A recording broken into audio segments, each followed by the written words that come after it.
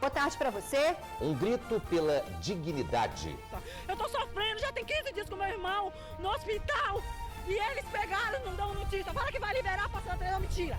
Entrei lá dentro, tá tudo limpo. Famílias pedem a liberação de corpos no DML de Vitória. Até um caixão foi levado para o meio da avenida. A greve dos médicos legistas impede que parentes enterrem corpos que precisam passar por perícia. Crime em duas rodas. Motociclistas atacam em Cariacica. Escolhem as vítimas na rua. Em uma noite assaltaram 9 pessoas. Motorista discute com ajudante de caminhão e é assassinado na porta de casa. Tio é preso suspeito de violentar a sobrinha, uma menina de 12 anos. A garota gravou os abusos e mostrou para os pais. Fala, doutor!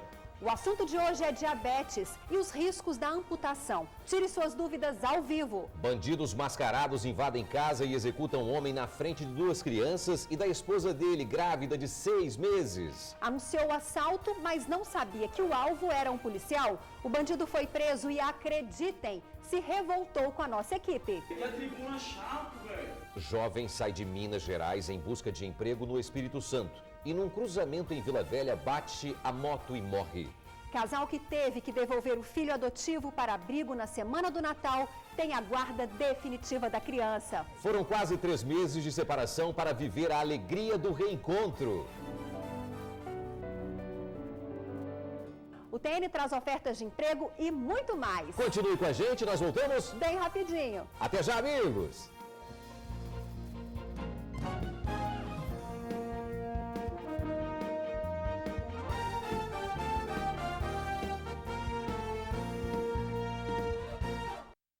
Dois bandidos em uma moto têm provocado verdadeiro terror em uma região de Cariacica. Eles atacam no início da noite, escolhem as vítimas no meio da rua mesmo. E uma dessas vítimas teve mais uma surpresa ao chegar no DPJ. Descobriu que, em apenas uma noite, 9 pessoas foram atacadas pelos mesmos criminosos.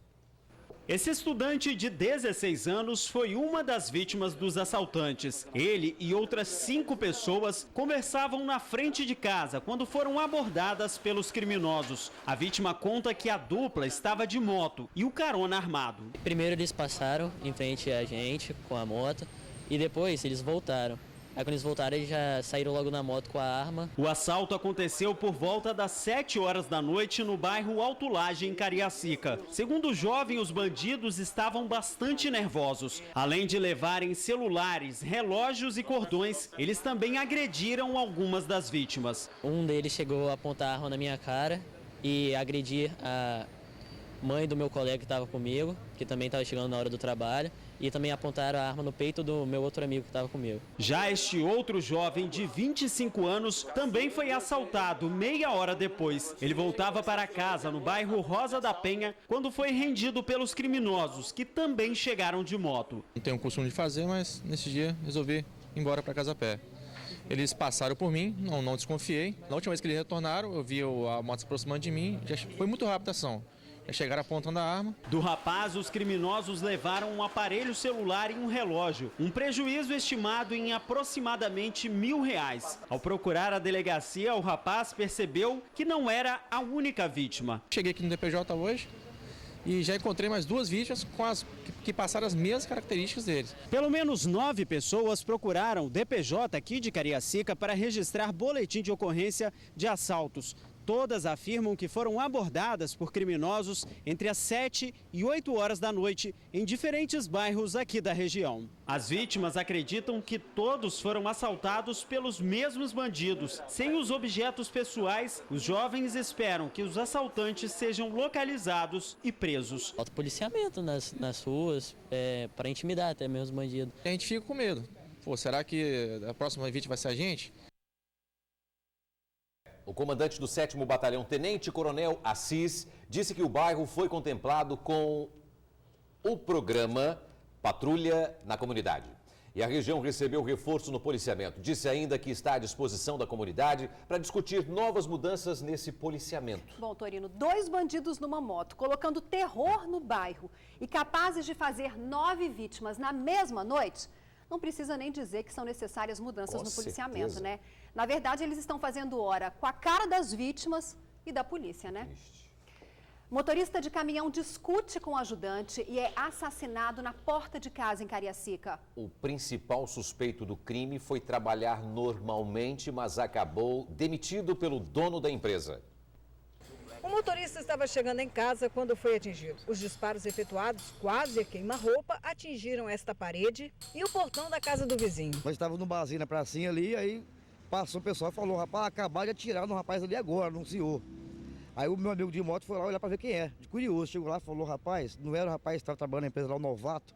Até então ficou sabendo disso. Agora, se ele tinha problema em outro bairro, se ele tinha problema aqui, eu não fiquei sabendo. A mulher e o filho da vítima estavam dentro de casa e podem ter visto tudo. Era por volta das 7 horas da noite. Na rua, segundo testemunhas, havia várias crianças. Por sorte, nenhuma delas foi atingida. As fotos mostram o aglomerado de pessoas ao redor de Vanderlei. Ele foi socorrido pelo SAMU, mas morreu ao dar entrada no Hospital São Lucas. Ele morava nesta casa há cerca de 2 meses, tempo que também trabalhava na empresa de transportes localizada no bairro, perto da casa dele. Uma briga dele com um ajudante de cargas é tida pela polícia como a principal linha de investigação e motivo do homicídio. Horas antes do crime, Vanderlei teria discutido com um ajudante, porque ele havia destratado um cliente na rua durante uma entrega. Segundo a polícia, dentro do pátio da empresa, logo depois de chegarem, os dois também brigaram e o ajudante teria ameaçado o motorista. Coincidência ou não, pouco tempo depois, Vanderlei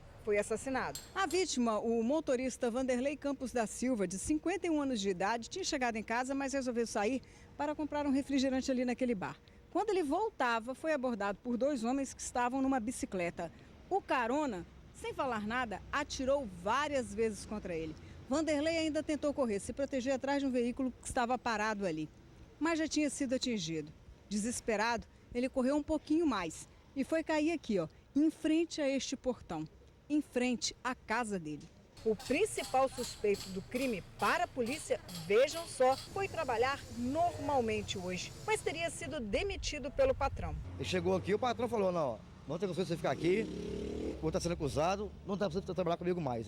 Ele pegou e foi embora, saiu. O caso será investigado pela Delegacia de Crimes contra a Vida de Cariacica. Nessa madrugada, bandidos disfarçados de policiais invadiram uma casa no bairro Aparecida, em Cariacica. Executaram um homem na frente das enteadas, 2 crianças e da esposa dele, grávida de 6 meses. A casa está marcada por tiros. A polícia encontrou cápsulas por todos os lados. Na sala, cachimbos de crack. O alvo era Cleiton da Costa, de 32 anos, o carioca. Ele foi morto por homens que se passaram por policiais. Eles invadiram o local durante a madrugada. Todos dormiam. Estava deitado dentro de casa. Aí eles arrombaram a porta, dizendo que era a polícia. E entraram para dentro. Aí perguntaram se ele era o carioca. Aí ele sentou no colchão. Aí deram um monte de tiro em cima dele. Cleiton, que veio do Rio de Janeiro e tinha saído da prisão há 4 meses, ficou 15 dias detido por tráfico de drogas e porte ilegal de armas. De acordo com a esposa, aqui ele trabalhava como auxiliar de serviços gerais. Foi executado na frente das enteadas, de 5 e 7 anos, e da esposa, grávida de 6 meses. Veio pra cá, se meteu nessa de tráfico, saiu. Mesmo assim ficou com a fama aí. Agora o que aconteceu com ele? Só meu filho agora. A única coisa que eu tenho dele agora. Tristeza, né? A dor da morte e também da revolta. Parentes que esperam liberação de corpos no DML perdem a paciência e fecham a reta da Penha em Vitória. Eles esperam há dias para enterrar os parentes. Alguns já não podem mais fazer o velório. Outros vieram de outros estados e não tem mais como esperar. Esse VT você vai ver daqui a pouquinho, viu? Ok, espera aí, viu? A menina de 12 anos era vítima de violência sexual desde os 7 anos de idade. O responsável pelo abuso, o tio da criança.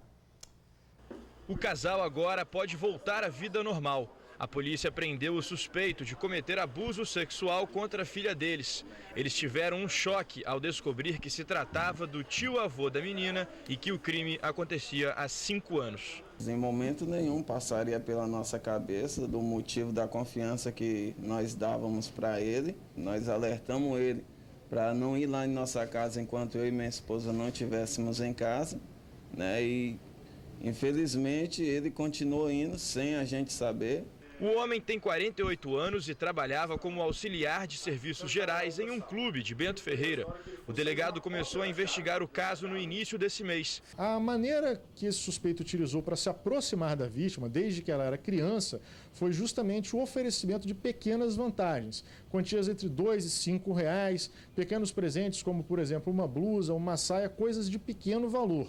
Uma vez que ele era próximo da família, devido ao grau de parentesco, ele tinha facilidade de se aproximar da vítima. Em um desses momentos, a criança resolveu fazer um vídeo escondido.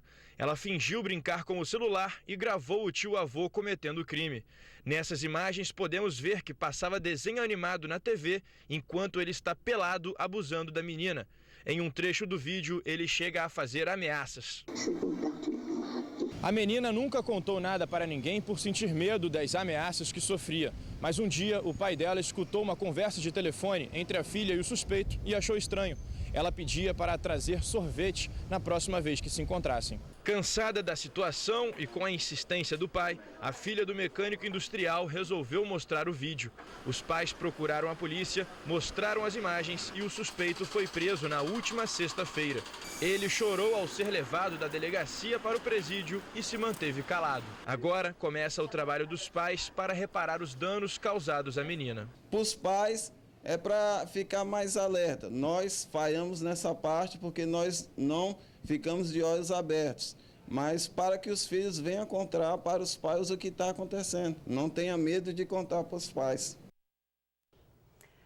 A pena do acusado pode chegar a 22 anos de prisão. Esse tá ferrado na prisão, viu?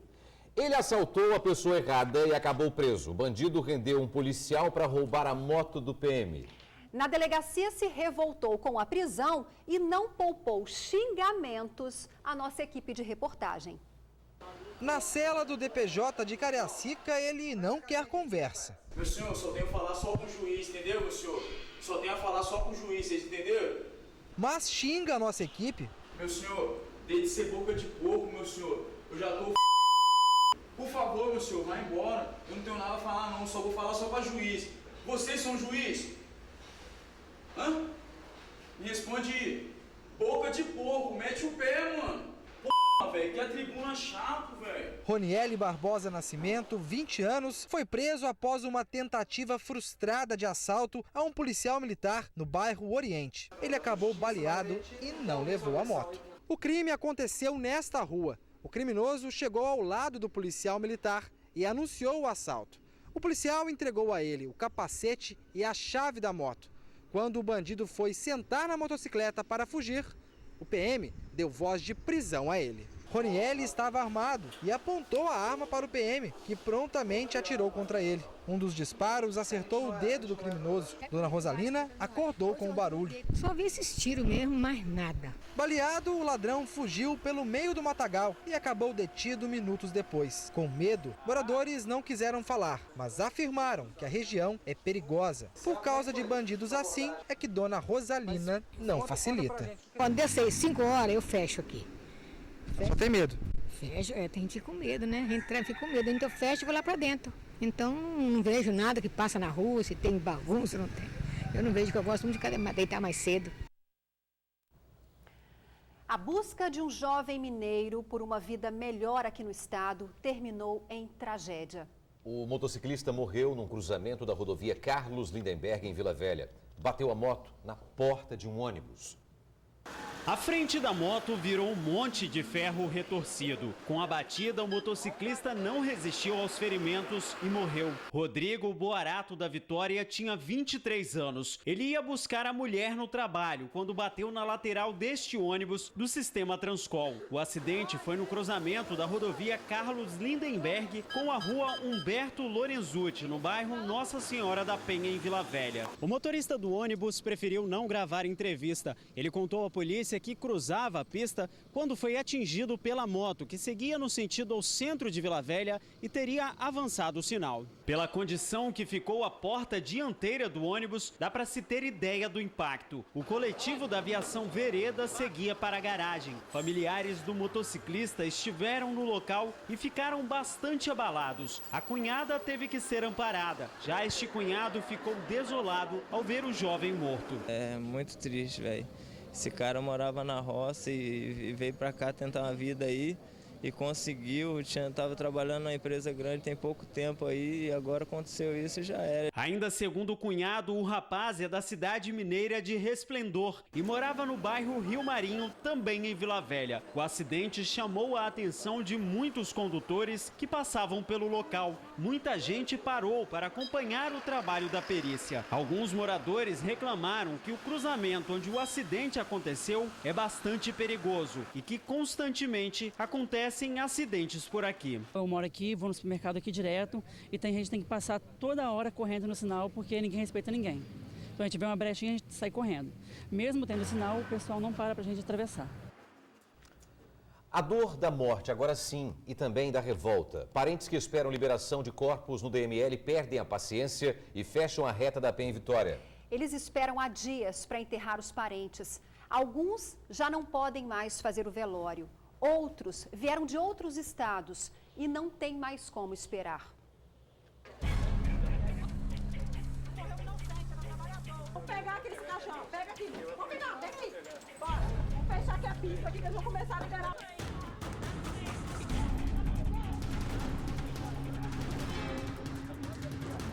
Na reta da Penha, parentes inconformados com a paralisação dos médicos do DML. A avenida foi fechada com um caixão. Eu vou liberar o corpo do nosso parente, não vai passar aqui não. Os carros foram impedidos de passar. Homens e mulheres exaltados, porque desde o início da semana não conseguem fazer a liberação dos corpos. Não vai passar aqui não. Passar em cima da gente. Vai fechar. Não vai passar não. Vocês vão passar em cima da gente, senhor? Senhor, levanta a merda do meu pai daqui dessa Tô sofrendo, já tem 15 dias com meu irmão no hospital. E eles pegaram, não dão notícia. Fala que vai liberar, passando a mentira. Entrei lá dentro, tá tudo limpo.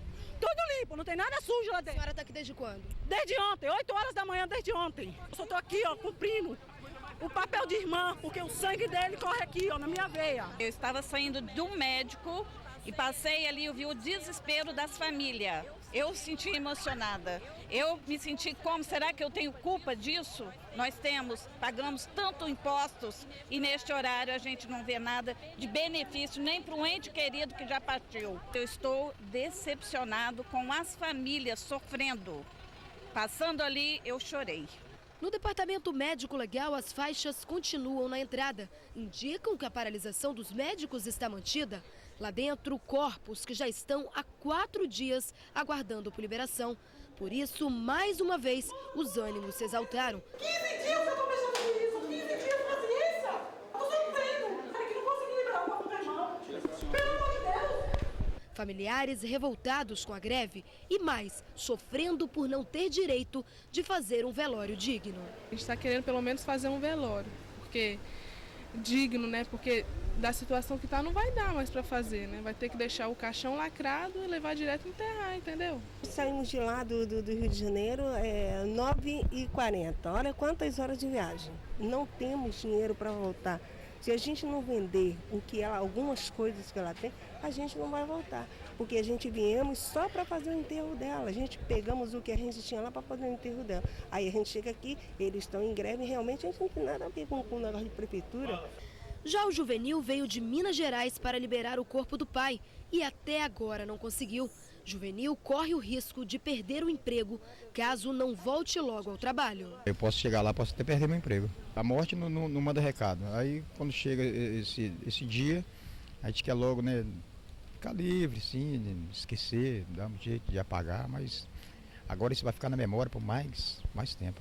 Alguns funcionários chegaram a dizer que a paralisação dos médicos acabou, mas lá dentro não é essa a sensação sentida pelos familiares. Exatamente por isso, eles decidiram ocupar a Reta da Penha como forma de protesto. Por meio de nota, o Sindicato dos Médicos disse que a paralisação de advertência continua, só que agora com 50% da categoria trabalhando. Passa na televisão que os médicos estão trabalhando, é tudo mentira. Tudo mentiroso, não estão trabalhando. O governo do estado disse que a paralisação acabou. Acabou que contratou não sei quantos médicos, que os médicos que fizeram greve vão pagar 50 mil reais de multa e é que chega aqui eles não falam nada. A família não tem culpa, ela paga imposto. Será que neste horário mais difícil da sua vida você tem que passar por isso? Só isso.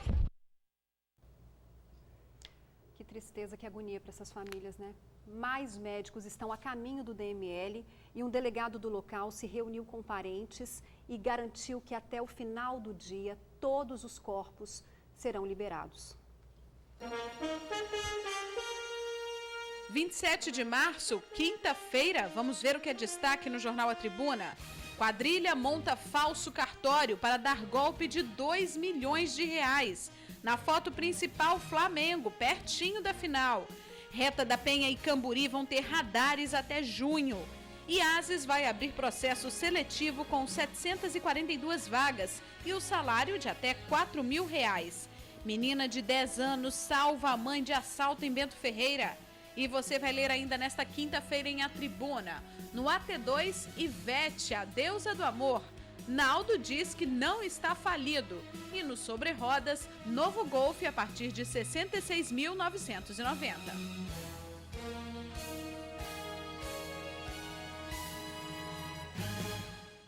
O caminhoneiro diz que perdeu o freio da carreta na BR-262. Ele acabou jogando o carro de um representante comercial ribanceira abaixo. A cabine da carreta carregada de madeira ficou totalmente destruída. De forma surpreendente, o motorista que estava nela não sofreu nenhum arranhão. Quando eu percebi que ele começou a perder o freio, eu tentei reduzir na marcha, né? Na hora que eu engatei a marcha mais pesada, aí ele não segurou mais. Aí eu joguei no paredão de pedra, eu vi que dava de eu tombar ele, deitar ele para poder eu não acabar com a cabine e morrer junto, né? Cabine de onde? De Rondônia. Walter seguia para Guarapari, onde faria a entrega da carga. Ele conta que usava o cinto de segurança no momento do acidente e que segurou firme no volante enquanto a carreta tombada deslizava na pista.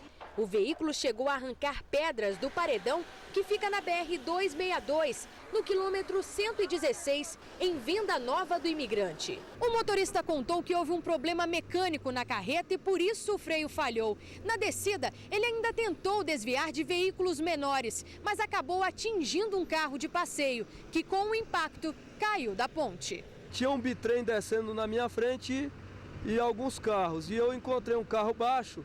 Eu tirei do carro baixo, mas ainda pegou no carro.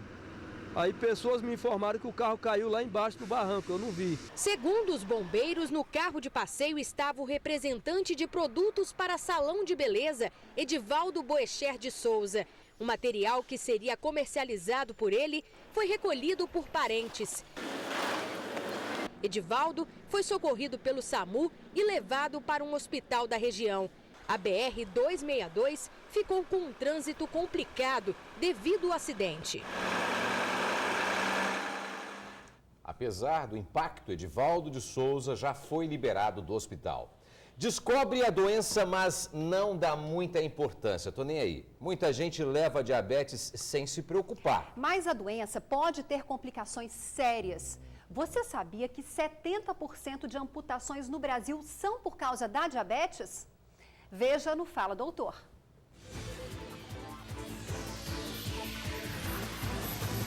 Uma vida cheia de regras. Foi proibido, os médicos cortando toda a alimentação, bebida alcoólica nenhuma, refrigerante nós cortamos tudo, sucos também, só de frutas naturais e fritura também nada. Cortamos 95% do que a gente comia antes de ter a diabetes. Diabetes. Essa palavra causa arrepios em seu Walter. É porque a doença faz parte da família.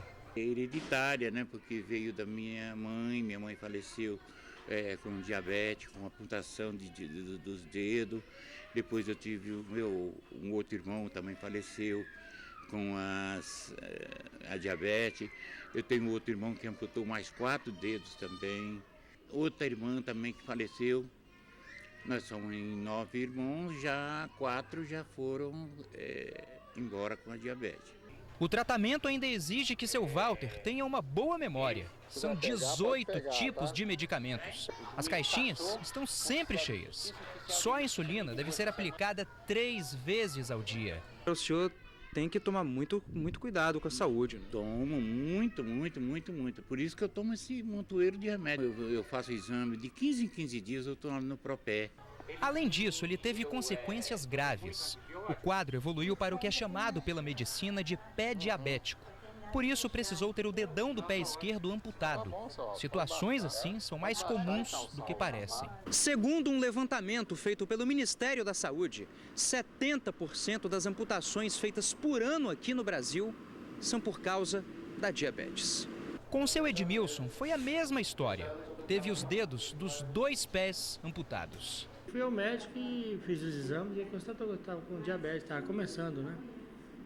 Então, na época, eu não me preocupei muito em controlar ela. E foi o meu erro, o erro das pessoas. Você não se assusta com ela. Quando você vai se assustar, ela já está dentro de você e causando problemas maiores.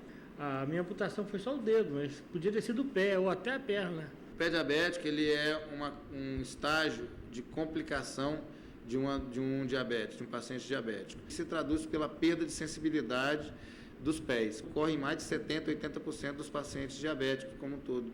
E quando você não tem essa sensação de defesa, de proteção do pé, você está sujeito a entrar um pedaço de madeira, prego, taxinha, um sapato está apertado e você não perceber que esse sapato está apertado, machucar o pé, exatamente por não sentir e não causar nenhum tipo de situação de que venha a levar alguma defesa, algum cuidado, ele acaba infeccionando e, por vezes, quando ele se apresenta com um cirurgião vascular, já apresenta num estágio com uma gravidade tão importante que já chega com indicação de mutilação muitas vezes. Uma vida que a gente não queria levar. Eu gostaria de estar trabalhando hoje. É difícil e muitas vezes doloroso, mas é possível viver bem. Eu vivo dessa forma, mas saudável, graças a Deus. E quem está aqui para falar mais de riscos e prevenção ao diabetes é o médico, nosso amigo Albemar Heringer. Boa tarde. Seja bem-vindo com a gente mais uma vez. Prazer. É sempre um prazer recebê-lo aqui. Um prazer. Prazer nosso. Bom, o senhor acompanhou aí o Fala Doutor e é uma situação gravíssima, né? 70% das amputações no Brasil provocadas por diabetes. Por que essa complicação? Por que esse aumento, esse avanço de complicações? E são várias complicações. Eu queria falar das complicações e queria pedir licença antes de começar, agradecer à TV Tribuna por estar permitindo que endocrinologista fale sobre diabetes. Isso é muito significativo para a Sociedade Brasileira de Diabetes e Endocrinologia. São várias complicações. A retinopatia, que é a perda de visão, as lesões de vasos e perda de sensibilidade, que leva a traumas em membros inferiores e necessidade de amputação. Não é raro a insuficiência renal, a perda da função renal. O diabetes é uma doença progressiva. É uma doença que se instala no indivíduo e ela não se instalou para frear, parou, não. Ela progride. E tem como maior problema, Ingrid Torino, o maior problema do diabetes, eu digo sempre brincando com meus alunos, diabetes não dói. Não dói? Quais são os sinais? É dificílimo o paciente acreditar que a partir do momento que ele ficou diabético, se ele não aceitar uma extrema mudança de estilo de vida, ele vai chegar a esse ponto. Ok. Então, quais são os sinais, doutor? Normalmente, o diabético tipo 2, que é essa forma mais frequente que acontece em adultos, começa assim, né? Pela obesidade e tal, não dá quase sintoma nenhum. Ele descobre porque fez um exame ocasional, ou porque está tendo a infecção de repetição, a mulher porque está sendo escorrimentos, doenças urovaginais com frequência. Então desconfia, faz uma glicemia e descobre que está diabetes. Muitas vezes não sente absolutamente nada. A doença se instala e fica assim, até 8 anos, sem apresentar quadro nenhum. Um indivíduo com 300, 400 de glicose, que você sabe que o normal seria abaixo de 100 em jejum, e não há quadro, não há evidência de que a doença está piorando. Isso tem levado a uma preocupação muito grande da sociedade médica. Por um lado, um aumento da incidência de diabetes. No Brasil, hoje já são 14 milhões de diabéticos nesse país. E essa evolução para a morte e para a amputação é exatamente porque o diabetes evolui, exatamente. Falta de tratamento adequado. Falta de tratamento adequado. Qual o problema do diabetes? Eu queria contar uma curiosidade a vocês. Foi feito um trabalho nos Estados Unidos, avaliando o tempo ideal de controle do diabetes de 7% de hemoglobina glicada, que é uma média que se avalia de glicemia. Apenas 34% de pessoas americanas estavam com esse controle dito bom. Na Europa, repetiu-se e apenas 31%. No Brasil, 25%. Significa fracasso no tratamento. Os endocrinologistas não estão conseguindo tratar. O que está acontecendo?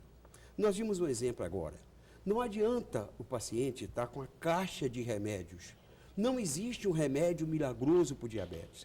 Não adianta tomar 20, 30 doses de insulina por dia. O que o paciente tem que entender, e nós médicos também temos que insistir, é que o medicamento é um coadjuvante. O principal tratamento do diabetes é a mudança do estilo de vida. Que mudança seria essa? Rapidinho, doutor. Torinho. Rapidinho. Ele precisa entender que ele precisa fazer uma dieta e fazer uma prática de atividade física. Ele precisa parar de fumar, ele precisa diminuir bebida alcoólica. Enquanto ele não mudar, não fizer o dever de casa, que é a mudança do estilo de vida, você pode dar o remédio que quiser, que a doença vai evoluir e progredir para isso aí. Simples assim, né? Simples assim. Mudar os hábitos. Isso aí. Então tá bom, doutor Albemar. Muito obrigada mais uma vez pela sua participação aqui com a gente. É sempre uma alegria. Não, prazer, é uma alegria. Ok, obrigado, doutor Albemar. Emoção! Casal que teve que devolver o filho adotivo para abrigo na semana do Natal tem a guarda definitiva da criança. Que bacana! Você vai ver já já aqui no Tribuna Notícias, primeira edição, agora, 12:30. Pessoal, agora é certo. Os pais que tiveram que devolver o filho adotivo para um abrigo têm a guarda definitiva da criança. Aquela alegria contagiante está de volta à casa de Aires e Andréia. O motivo? Ele, o príncipe de caixinhos dourados. Ele retornou, só que agora veio para ficar de forma definitiva. Foi o que decidiu a Justiça Capixaba. A dor, a saudade e a angústia duraram exatamente 83 dias. Se antes o choro era pela dúvida, agora é de certeza, de felicidade. Acabou feliz, muito feliz, graças a Deus. Foram quase 90 dias de muita dor, muita saudade, mas muita fé que ia acontecer o melhor. Nós pedimos o tempo todo que o melhor fosse feito por ele, nós não pedimos por nós pedimos por ele o tempo todo. A emoção foi muito forte, muito forte. Como você mesmo falou, 80 e poucos dias longe dele, a saudade era enorme, muito grande. Eu tenho vontade de chorar, mas é de felicidade hoje, tá? Não é de tristeza mais, não. Quando eu vi aquela criança nos braços da assistente social, que ela ia nos entregar ele de volta, minha vontade era gritar para o mundo inteiro que eu era o homem mais feliz do mundo. Ele foi retirado no dia do meu aniversário, 20 de dezembro. Foi a maior dor que eu já senti na minha vida. Eu nunca tinha sentido uma coisa dessa. Se não fosse os amigos, se não fosse vocês, a mídia, ter acompanhado a gente. E Deus, claro, primeiramente Deus, com Nossa Senhora. Se não fosse, nós não teríamos conseguido, porque era muita dor. Momentos ruins que ficaram pequenos quando comparados à emoção de receber a criança de volta. Agradecer a Deus, cara. Agradecer a todos os nossos amigos. Todas as pessoas, colegas, desconhecidos que a gente não sabia quem era. Que a gente recebia mensagens, telefonemas de pessoas que a gente nunca sonhou em conhecer e que estavam torcendo por nós. Agradecer a todos que torceram por esse final e foi um final muito feliz. Obrigado, meu Deus.